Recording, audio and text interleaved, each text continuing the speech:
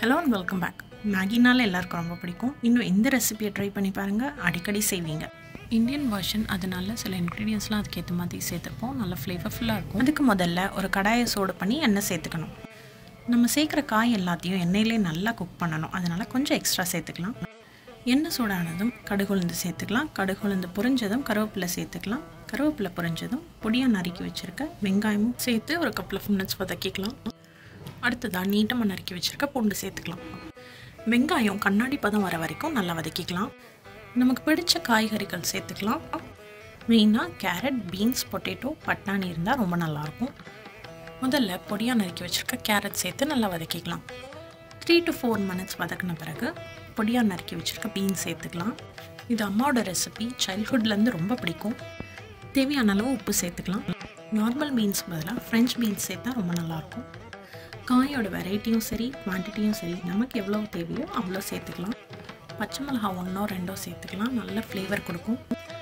Beans ஒரு 3 to 4 minutes வதக்கின பிறகு பொடியாக நறுக்கி வச்சுருக்க பொட்டேட்டோ சேர்த்துக்கலாம்.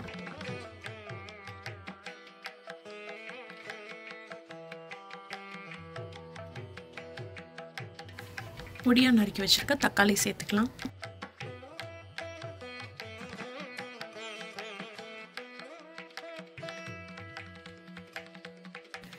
கொஞ்சமாக மஞ்சள் தூளும் மிளகாய் தூளும் சேர்த்துக்கலாம்.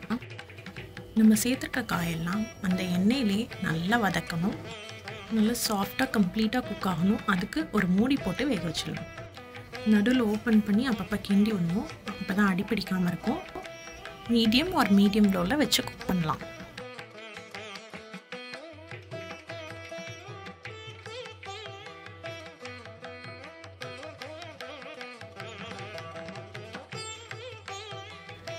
காய் நல்லா சாஃப்டாக வெந்துடுச்சு. இப்போ வேக வச்சுருக்க பட்டாணியை சேர்த்துக்கலாம்.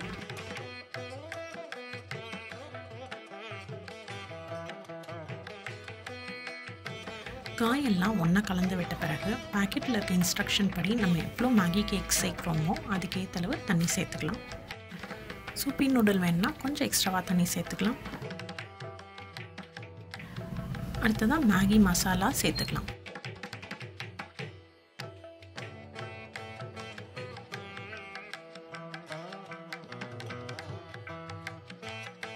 நல்லா கொதிச்ச பிறகு மேகி கேக்ஸை சேர்த்துக்கலாம். சாப்பிடும் போது நூடுல்ஸ் நீட்டமாக வேணும் அப்படின்னா உடைக்காமலோ அல்லது பாதியாக உடைச்சோ சேர்த்துக்கலாம். எனக்கு பர்சனலாக குட்டி குட்டியாக நொறுக்கி போட்டால் ரொம்ப பிடிக்கும். டேஸ்ட்டும் நல்லாயிருக்கும். எல்லாத்தையும் ஒன்றா கலந்து விட்டு ஒரு 2 minutes வேக வச்சிடலாம்.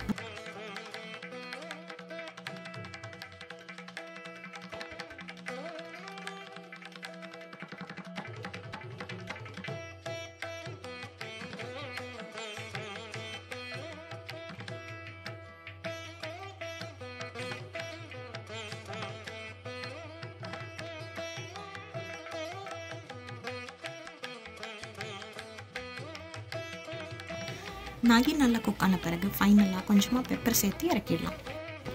அவ்வளோதாங்க, ரொம்ப சுவையான Indianised version of vegetable Maggi ready.